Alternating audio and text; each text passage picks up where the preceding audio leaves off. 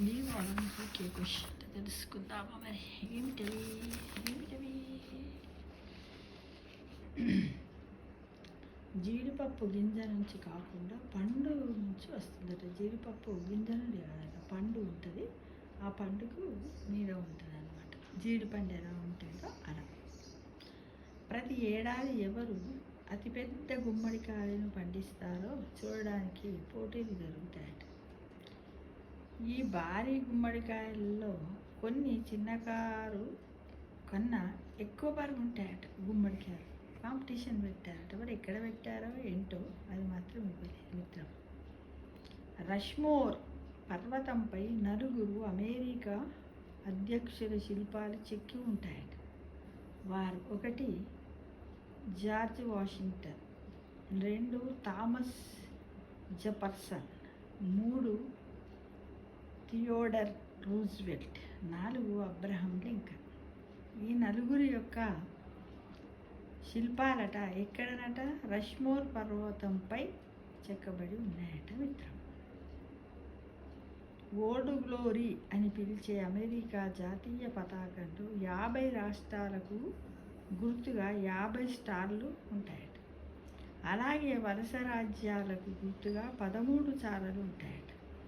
దీనిని 27 సార్లు నవీకరించారంటే 27 సార్లు దీన్ని పునర్నిర్మాణం చేశారన్నమాట.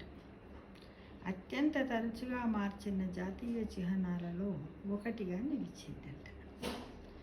ఇక భూమిపై ఒక్క రోజుతో పోలిస్తే శని గ్రహంపై ఒక్క రోజు తక్కువగా ఉంటుందట. అది కేవలం 10.7 గంటలు ఉంటుందట.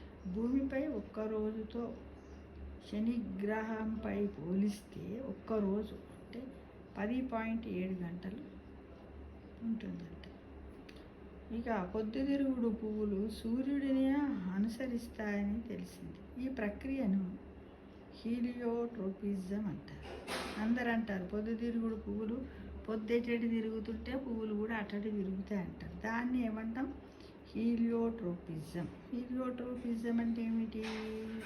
పొద్దుతిరుగుడు పువ్వులు సూర్యుడిని అనుసరిస్తాయని మనందరికీ తెలుసు. అంటే సూర్యుడు ఎటు తిరిగితే ఈ పువ్వులు అటు. ఈ ప్రక్రియను ఏమంటామంటే హీలియోట్రోపిజం అంటారు. ఇంకా అంగారక గ్రహంపై సూర్యాస్తమయాలు నీలి రంగులో కనిపిస్తాయట మిత్రం. ఒకప్పుడు అజ్టెక్ ప్రజలు చాక్లెట్ను కరెన్సీగా ఉపయోగించేవారట. చాక్లెట్లు కరెన్సీగా వాడేవారట కదా, ఎంత వింత. అమెరికా అధ్యక్షుల్లో అబ్రహం లింకన్ అందరికన్నా పొడవైన వారట. ఆయన పొడవు 6 అడుగుల 4 అంగుళాలు. తీపి నుంచి పులుపు దాకా, ఎరుపు నుంచి ఆకుపచ్చ దాకా ఈ భూమి మీద 7500 రకాల కన్నా అధికముగా యాపిల్స్ ఉన్నాయట మిత్రం. మనం రేరుగా ఒక 5-6 కలర్లు చూస్తాం అంతే. యూకలిప్టస్ వంటి కొన్ని వృక్షాలు గాలిలోకి నూనెలను విడుదల చేస్తాయి.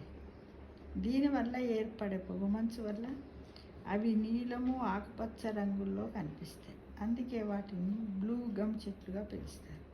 బ్లూ గమ్ చెట్లని వేటిని పిలుస్తారు? యూకలిప్టస్ని. ఎందుకు పిలుస్తారు అంటే అవి నూనెలను గాలిలోకి విడుదల చేస్తాయట. ఇది ఈ వారం జీకే క్వశ్చన్స్ గురించి తెలుసుకున్నాం మిత్రమా. Thank you.